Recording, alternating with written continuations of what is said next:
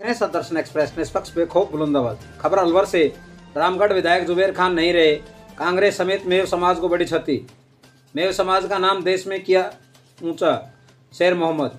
अलवर जिले के रामगढ़ विधायक व राष्ट्रीय कांग्रेस के पूर्व राष्ट्रीय सचिव जुबेर खान 61 वर्ष का शनिवार 14 सितंबर 2024 को प्रातः 5:50 पर निधन हो गया।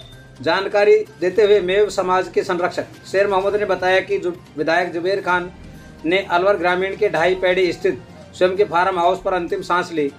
जुबेर खान के जनाजे को शनिवार असर की नमाज के बाद शाम 5 बजे गैस गोदाम के पास रामगढ़ अलवर में सुपुर्द खाक किया जाएगा। उन्होंने बताया कि एक छोटे से गांव से निकलकर देश में मेव समाज का नाम रोशन करने वाले वे पहले नेता थे। उनका सभी धर्मों के लोगों से आत्मीयता का लगाव था, तभी तो मेव समाज में इतने कम वोटों के बावजूद भी वे विधायक बनते रहे। शेर मोहम्मद ने बताया कि 1 वर्ष पूर्व हुए लीवर ट्रांसप्लांट के बाद से ही वे काफ़ी बीमार चल रहे थे।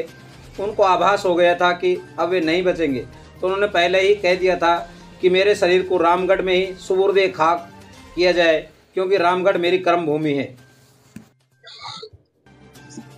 आज बड़े दुख के साथ ये बताना पड़ रहा है कि ना सिर्फ कांग्रेस पार्टी को, वो राजनीतिक पार्टी की बात मैं नहीं करूंगा, परंतु हमारे समाज के लिए भी, क्योंकि आज़ाद भारत में अब तक कोई मेव इस मुकाम पर नहीं पहुंचा, कोई मेव नेता जिस पर जुबेर साहब पहुंचे।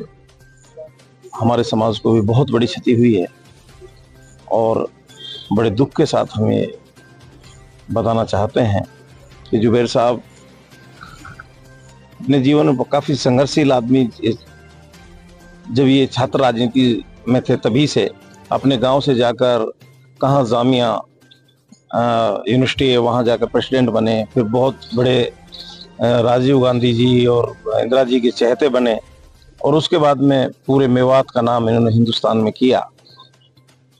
4 बार विधायक रहे, 1 बार उनकी अहलिया जो हैं सफिया जी, वो भी विधायक रही, वो भी उन्हीं की वजह से, क्योंकि ये मेवात के नहीं, मेव कम्युनिटी के नहीं, बल्कि सभी जाति धर्म के लोगों के बहुत चाहते थे और उसी का परिणाम था कि रामगढ़ में बहुत कम मेव वोट होते हुए भी वो चुनाव जीत करके आते थे।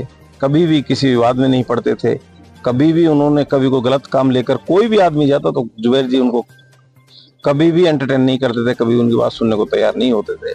ऐसे नेता मुझे नहीं लगता कि ना पहले हुआ था और बहुत मुश्किल से मेवात में तो पैदा हो पाएगा।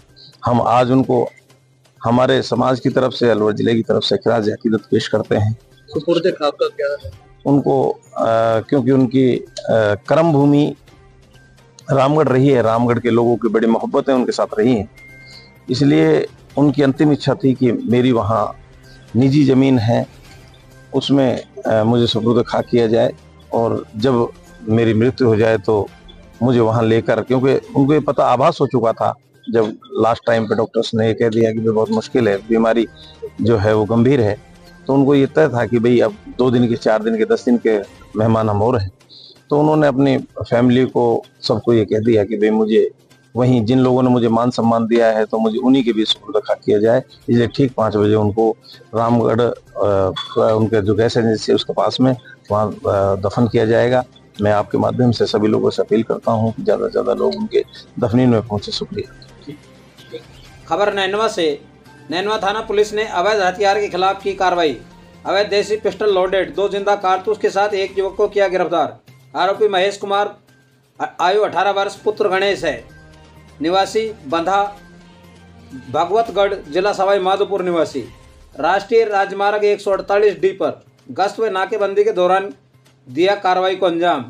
आर्म्स एक्ट में मामला दर्ज कर आरोपी से गहनता से की जा रही पूछताछ।